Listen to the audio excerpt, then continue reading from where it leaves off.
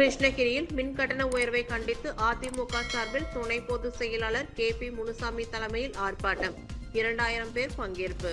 கிருஷ்ணகிரி கிழக்கு மாவட்ட அதிமுக சார்பில் தமிழக அரசை கண்டித்து புதிய பேருந்து நிலையம் அருகே கண்டன ஆர்ப்பாட்டம் நடைபெற்றது.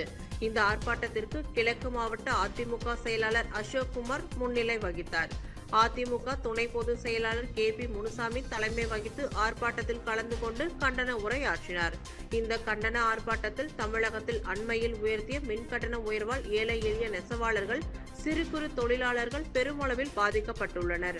உயர்த்தப்பட்ட மின்கட்டணத்தை திரும்ப பெற வேண்டும். தமிழகத்தில் உள்ள நியாய விலை கடைகளில் பருப்பு, பாமாயில் நிறுத்தப்பட்டதை கண்டித்தும், சட்டம் ஒழுங்கு சீர்குலைவு, தொடர் கொள்ளை சம்பவங்கள் கண்டித்தும், இவற்றை தடுக்க தவறிய திமுக அரசு பதவி விலக வலியுறுத்தியும் ஆர்ப்பாட்டத்தில் கண்டன முழக்கங்கள் எழுப்பப்பட்டது. இந்த ஆர்ப்பாட்டத்தில் கிழக்கு மாவட்டத்தில் இருந்து சுமார் 2000 பேர் கலந்து கொண்டு கண்டன கோஷங்களை எழுப்பினர்.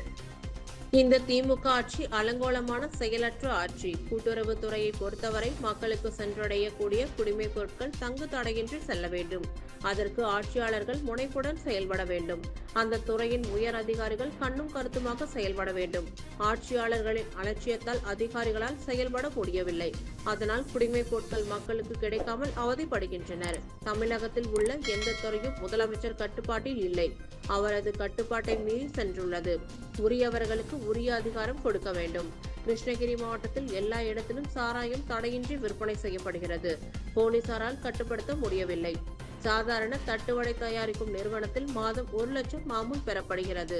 லாட்டரி சீட் தடையின்றி விற்பனை செய்யப்படுகிறது. போலீசார் மாமூல் வாங்கிக் கொண்டு கண்டும் காணாமல் இருந்து வருகின்றனர்.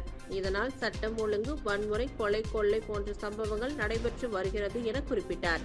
பேட்டியின் போது சட்டமன்ற உறுப்பினர்கள் அசோக்குமார், தமிழ்ச்செல்வன் மற்றும் அதிமுக முக்கிய நிர்வாகிகள் உடன் இருந்தனர்.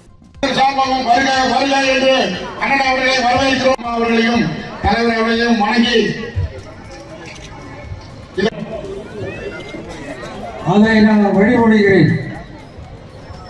வருவாய்த்துறை